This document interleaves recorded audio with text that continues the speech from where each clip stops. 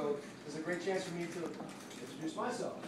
I have been an artist in DC. I was a graphic designer and art director for years and years in Cleveland, Ohio. I moved to DC in 2000 and left the advertising world, decided to do my own art, and I've been very blessed. I'm very thankful for the great things that have been happening to me. I'm a silkscreen artist. Typically what I do is I do photo shoots, mostly with people and objects, and from there turn into a lot of these prints that you see behind me, there in the far corner. Andy Warhol, I'm sure a lot of you are familiar with Andy Warhol. He was really single-handedly, really pretty much responsible for bringing that to the art world's attention. Silkscreening is an accepted art form.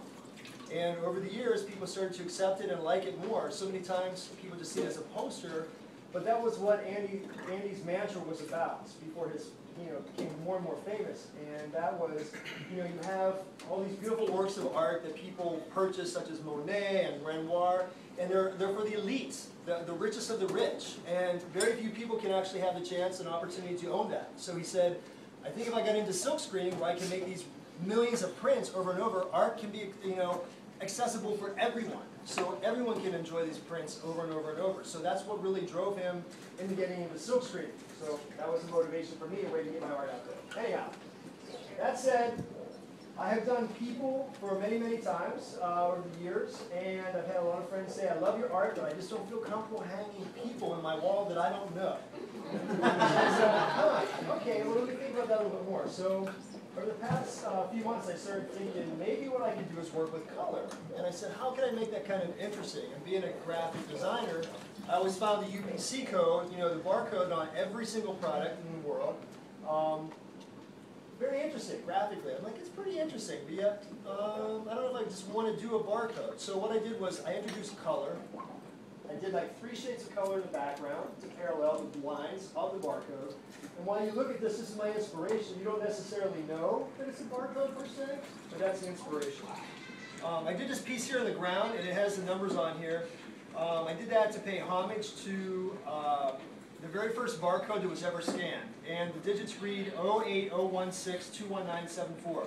And what that represents was the very first barcode ever scanned in the world was scanned in a small town in Troy, Ohio, and it was scanned at 8:01 at a grocery store.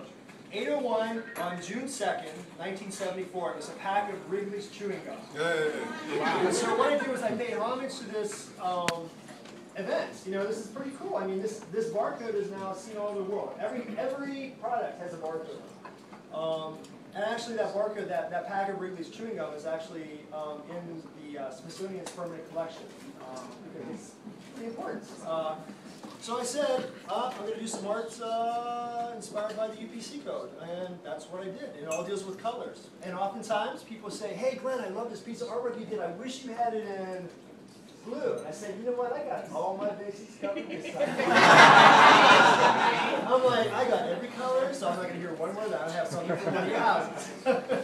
So eventually what I like to do is get some of this stuff even bigger scale. I just kind of want to introduce it at this size.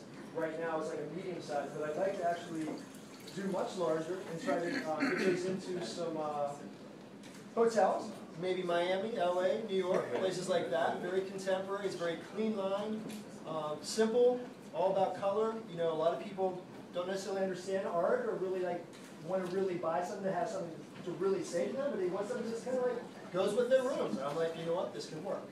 So, anyway, so that's pretty much what's wrong with this collection. Again, I'm really thankful that everyone came out to mingle and have some free drinks and see some art on a Friday night. So thank you again. And check out my website. I have cards sitting around everywhere. A lot of cool things have been happening. I've been thankful again and blessed to have been commissioned by the Federal Reserve Board twice to do 2 big installations for them. I have over 13 pieces in their permanent collection, which I'm, again, really happy to have had.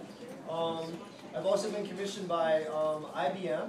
They have commissioned me to do, I did over 64 one-of-a-kind pieces of art that hang in their Herndon, Virginia facility.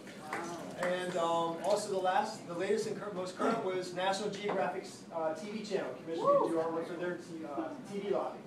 So some pretty cool things happening. I'm like, wow, I'm a small kid, small town in Pennsylvania, some really cool things are happening. So I'm happy to be in DC. I love it.